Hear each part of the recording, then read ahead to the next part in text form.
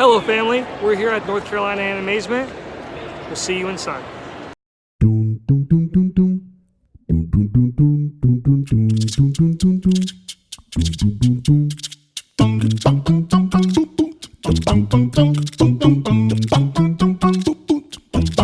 Welcome to Animazement.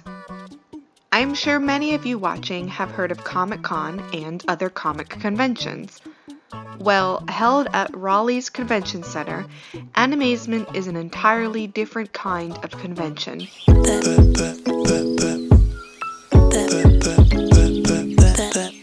Animazement is a Japanese animation and culture convention. All, and I mean all, of the panels, merchandise, concerts, and activities are themed around anime and Japanese culture.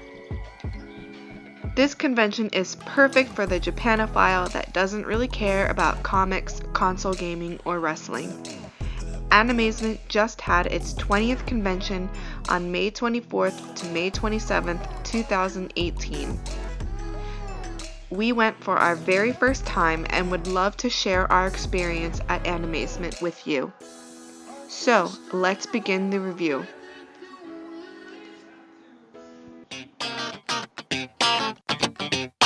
Number 1. Panels. I was really impressed with the variety of panels. Normally when I go to a convention, I feel like a lot of the panels do not necessarily interest me. I am obsessed with Japanese culture, so when I went to Animazement and I saw that a lot of the panels were things that I would love to hear and learn about, I was amazed. I heard that Animazement refuses to allow panels that are not part of their theme, which is Japanese animation and culture. That doesn't mean that there was a limited amount of panels. For example, there were panels about living in Japan, about learning Japanese, an Ask Anything panel, panels about a particular series or particular genre, and so many more that I am probably forgetting. My only complaint would be that there were so many interesting panels that sometimes I could not go to two scheduled at the same time.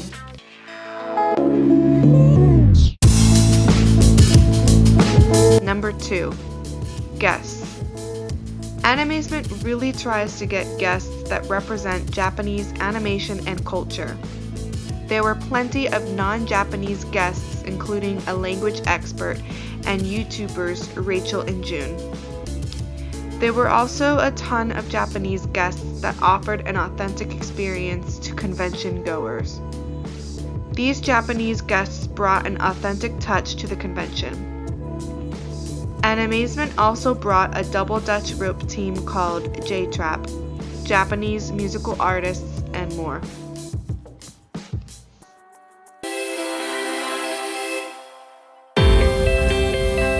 Number 3. Dealer Room. The dealer room at Animazement was not as large as other conventions I have been to, such as Raleigh SuperCon and MegaCon in Orlando. There were about 10 rows of dealers, however, there was a good variety of merchandise.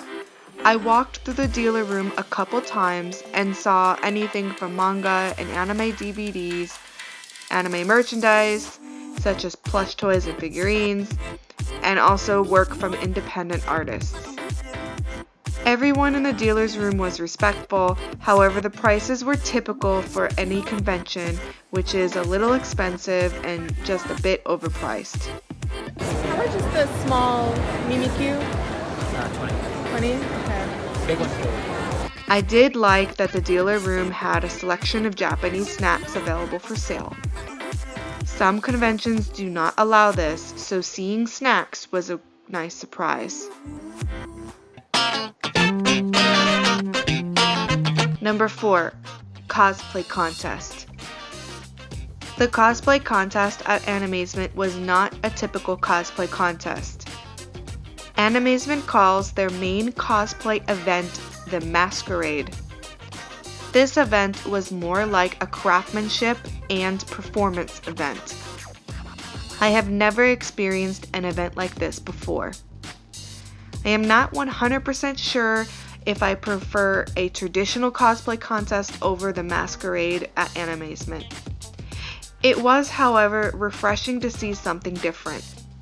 I would say about 75 to 80% of the event was performances. Both group and solo performances were held and were equally fascinating and entertaining to watch. Number 5. Use of convention space. Animazement made great use of the Raleigh Convention Center.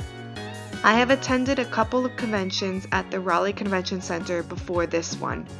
I can say with confidence that Animazement made the best use of the space.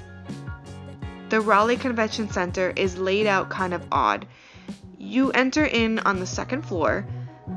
The bottom floor is where the dealer room is usually occupied, and the third and fourth floors are the panel rooms and the ballroom where larger events are held. There are a lot of escalators and some confusion about where everything is located. Animazement had a lot of volunteers and staff to help with the flow of convention guests. They placed more important panels in the larger room and smaller panels in a different floor. Everything was laid out in an organized manner. Speaking of organization, I will talk about that later on in this video. Number 6. Cosplayers. Just like any other convention, there were a lot of cosplayers at Animazement. I did not spend a lot of time out in the front of the convention center, so I did not see all of the cosplayers. However, I will definitely say that there were a ton of very talented cosplayers at this convention. Number 7. Organization of Animazement. What's that? What's yes and no? What's yes and no? Yes, this way. No, that way. You guys are so Go to no, smart. you owe me $5. Animazement was one of the most organized conventions I have ever been to. There was tape on the floor to specify where you should line up for a panel ahead of time. This is the line to get in. To get into what? To get The into panels? to get into the panels. Wow. There were people dressed up as dinosaurs to hold a sign that said, "Line ends here," so you knew exactly where to stand at the end of the line. The Raleigh Convention Center has many floors, so the organizational decisions eliminated a lot of people just standing around clogging the walking areas. It made for a smooth and fun convention. There were no mishaps with elevators or escalators, and if an issue occurred, it was taken care of within a very timely manner.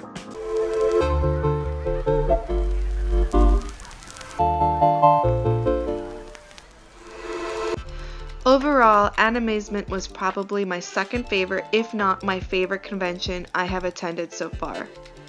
However, I am blessed to only be about an hour away from the Raleigh Convention Center. So the question is, should you travel to attend Animazement?